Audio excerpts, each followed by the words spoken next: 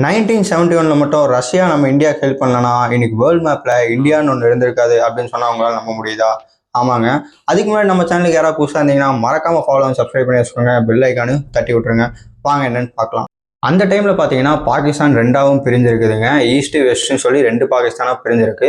ஈஸ்ட்ல பாத்தீங்கன்னா மோஸ்டா பெங்காலி பீப்புள்ஸ் தான் இருந்திருக்காங்க. இதை பார்த்துட்டு இருந்த பாகிஸ்தான் பாத்தீங்கன்னா அவங்களோட ஆர்மியை யூஸ் பண்ணி மொத்த ஃபோர்ஸையும் அங்கே அனுப்பி அங்க இருக்க பல லட்சக்கணக்கான பீப்புள்ஸை டார்ச்சரும் பண்றாங்க, கொல்லவும் செய்யறாங்க.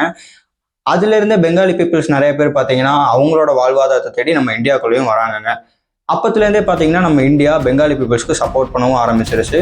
இதை பார்த்துட்டு இருந்த பாகிஸ்தான் நம்ம இந்தியா மேலே அட்டாக் பண்ணும் அப்படின்னு சொல்லி முடிவும் எடுக்கிறாங்க. அங்கே தான் வாரும் ஸ்டார்ட் ஆகுது. டிசம்பர் 3, 1971 பார்த்தீங்கன்னா வாரும் ஸ்டார்ட் ஆகுது.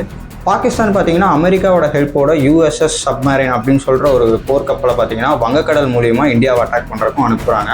இதை முன்னாடியே தெரிஞ்சுக்கிட்ட இந்தியாவும் ரஷ்யா கிட்டே மோஸ்ட்டாக பவர்ஃபுல்லாக இருக்கிற ஒரு போர்க்கப்பலை பார்த்தீங்கன்னா இந்தியாவோட வங்கக்கடல் எல்லையில் நிப்பாட்டி பாதுகாப்பாக நிப்பாட்டி வச்சுருக்காங்க. அமெரிக்கா போர்க்கப்பல் ஃபோர்ஸ் பார்த்தீங்கன்னா ரஷ்யாவை ஃபேஸ் பண்ண முடியாமல் பேக்கும் அடிச்சிடறாங்க. இதனால் பாகிஸ்தான் ஆர்மி டோட்டலாக கொலாப்ஸும் ஆயிடுதுங்க.